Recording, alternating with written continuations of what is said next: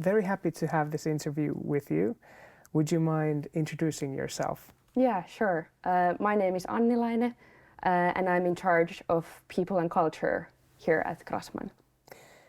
We've been working together already for a while with engagement, pulse surveys, and feedback solutions.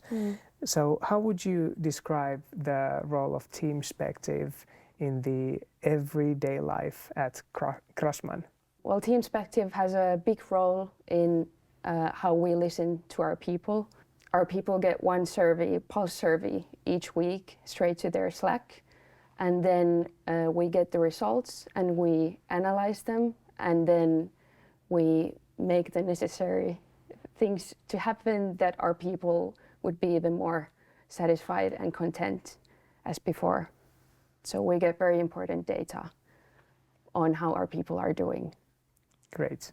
When we first started talking about ONA, or organizational network analysis, what was the thing that caught your interest? What made it especially interesting to you back then? We at Crasman were very interested in data and utilizing data to support our decision making and improving as a company. So I think ONA was very interesting in that term that it's a way to get insight and data on how our people are networked within the company and how they collaborate with each other. And I think that is very valuable data and very valuable information to get.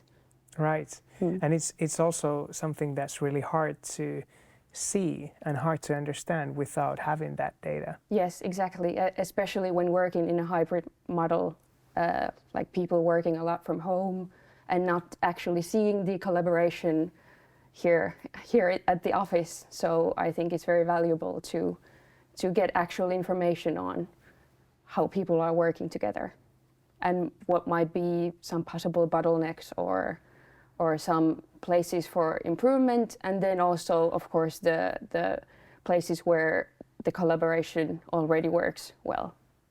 That is also very important to know what operations are really kind of in place already. Yes.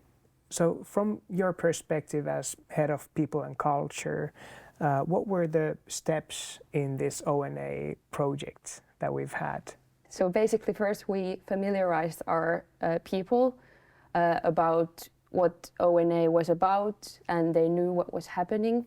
And then we did the first survey, which was basically a very short questionnaire that our people got straight to Slack. And then after that, you people from Teamspective analyzed the results, and then we did a workshop with our executive group to go through the results and maybe take some action points of the analysis and the results.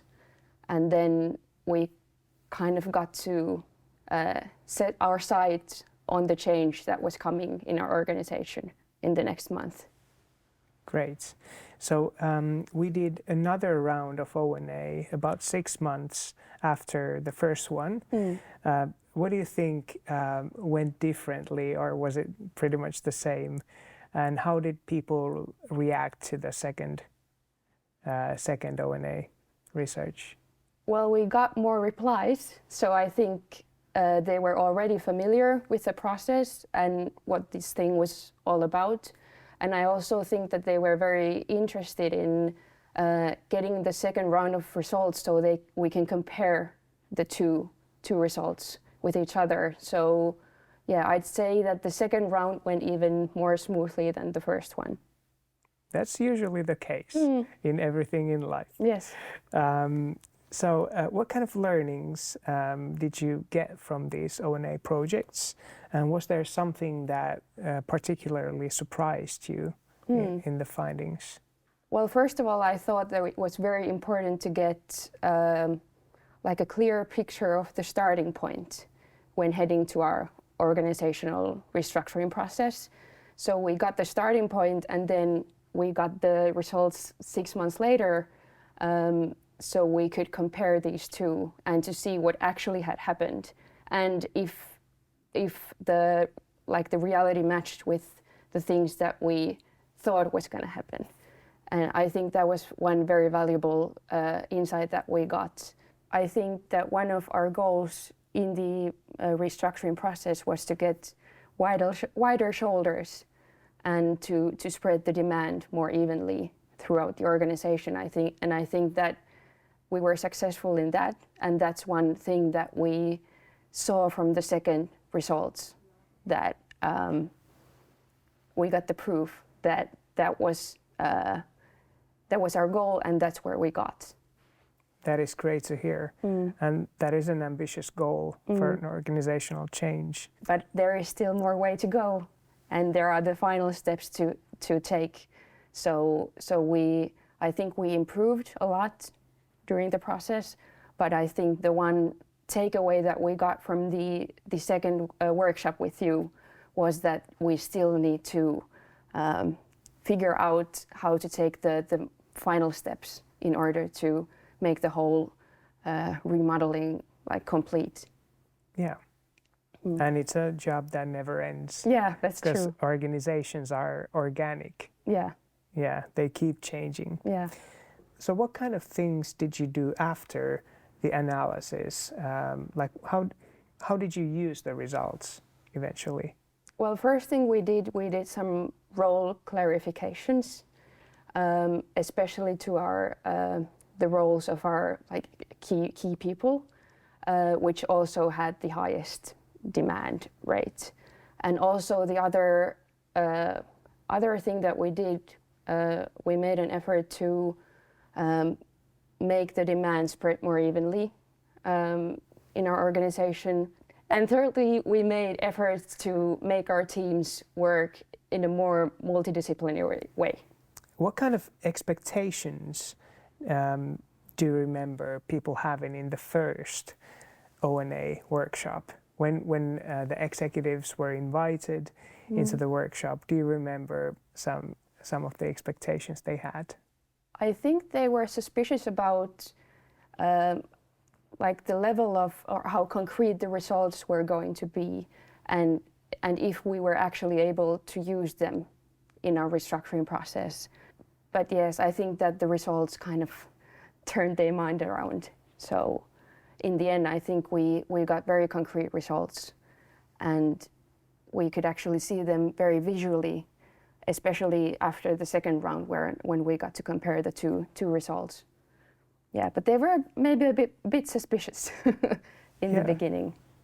And it's really normal to have that. And usually people are surprised about the level of detail that they can see. Like they can see their own position in the organization, and they can see all the people within their part of the organization and how they position.